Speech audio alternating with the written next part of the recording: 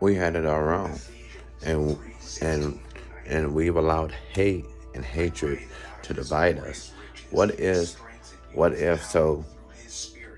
They've allowed us to believe that we can be divided because of what our sexual orientation is, and what our genders, what gender we are, when in reality, or what what our race is, and that's all grounded in hate.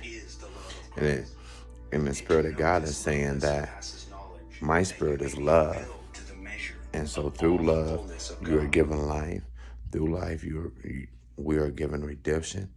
Through love we are given everything that we need, that is necessary for us to survive. But what happened is that when we look at, okay, when we look at those things that divide us, that's where the disconnect is at.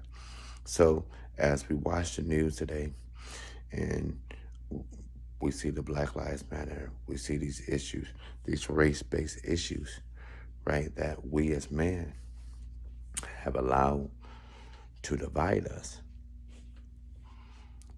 because of race, which is God given, because none of us get to stop at the vending machine and pick and choose what race or what part of the world that we want to come from. That's just sheer ignorance and it's low level thinking when it comes to sexual orientation and who a person chooses to sleep with. We've allowed that sex as a earth-based thing.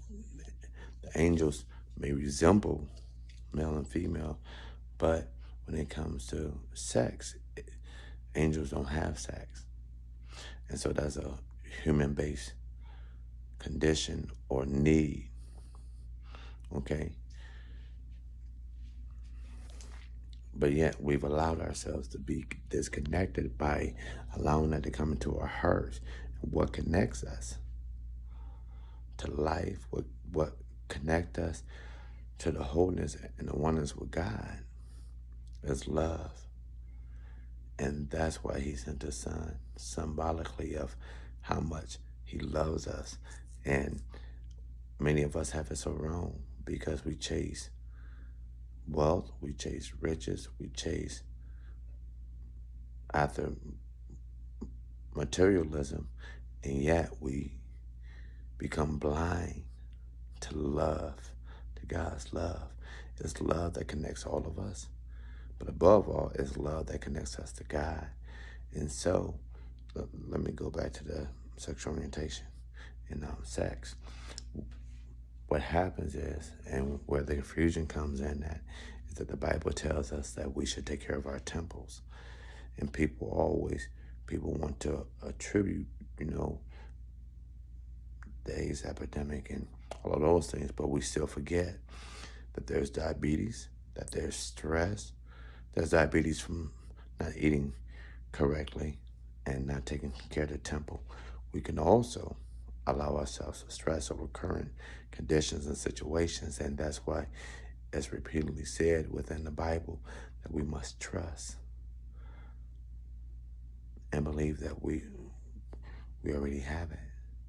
And we must relax, because what happens is that if we allow ourselves to go out of whack for so long and too long, you have high blood pressure, you have hypertension,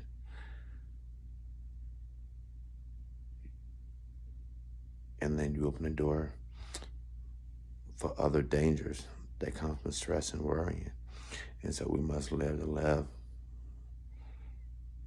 a balanced life, but above all, a life where we have to trust him. And we have to know through our faith that connects us, through love, that it's going to all work out. But we have to get reconnected to love. And so what I was talking about, the preconditions that stress and worrying and worrying and stress has, symbolically, one of the first things when we look at what's going on right now, the pandemic, keeps us in line with that. That if there's a precondition, a existing condition, okay?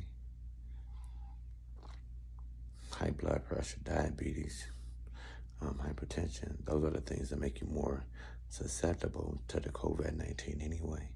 And how ironic is that, as that we're entering back into the realm and phase and getting realigned with the Creator, that we're reminded that love must guide us. Love is going to see us through this thing.